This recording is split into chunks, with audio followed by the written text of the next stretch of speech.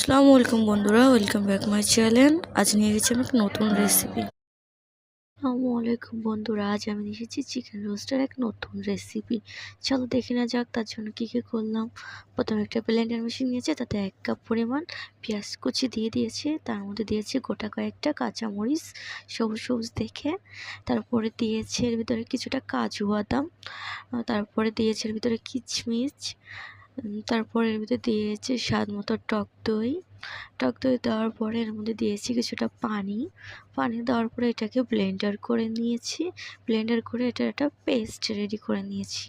তারপর রাঁধুনির একটা রোস্ট মশলা নিয়েছি, আর রোস্ট মশলাটাকে একটা পাত্রে নামিয়ে এটাকে একটু পানি দিয়ে এটারও একটা পেস্ট রেডি করে নিলাম। নাড়াচাড়া দিয়ে ভালো মতো পেস্ট রেডি করে নেওয়ার পরে আমরা যে চিকেনটা দিয়ে রোস্ট করব সেই চিকেনগুলোকে নিয়েছি। চিকেনগুলোকে অবশ্যই এভাবে পিস পিস করে নিতে হবে। তার মধ্যে সামান্য মতো লবণ দিয়েছি। স্বাদ মতো লবণ দেওয়ার পরে হালকা একটু মরিচের গুঁড়া দিয়েছি। যেহেতু রোস্টটা সাদা হয় তাই বেশি দিইনি।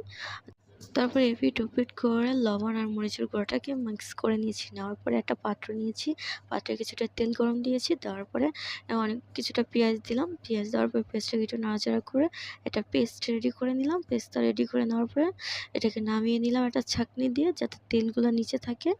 তারপরে ওই তেলের ভিতরে আমি যে চিকেনগুলো লবণ আর মরিচের গুঁড়া দিয়ে মিক্স করে রেখেছিলাম সেটাকেই ওই তেলের ভিতরে হালকা একটু করে ভেজে নিলাম, এপিট ওপিট করে লাল লাল করে হালকা হালকা, বেশি লাল করব না, তবে একটু ভাজা ভাজা করে নিলে ভালো লাগে। তারপর তেলের ভিতরে দিলাম একটা দারচিনি, তারপর দিলাম কিছুটা এলাচ দেওয়ার পর একটু নাড়াচাড়া করে নিলাম। নাড়াচাড়া করে নেওয়ার পরে ওর ভিতরে দিলাম পেঁয়াজ কুচি দিয়ে একটু নাড়াচাড়া করে নেওয়ার পরে ওর ভিতরে দিলাম 1 চামচ আদা, 1 চামচ রসুন বাটা। তারপরে ওইটাকে একটু নাড়াচাড়া করে নেওয়ার পরে আমরা আগে থেকে যে ব্লেন্ডার করা পেস্টটা রেডি করেছিলাম ওই পেস্টটাও এর ভিতরে দিয়ে দিয়েছি।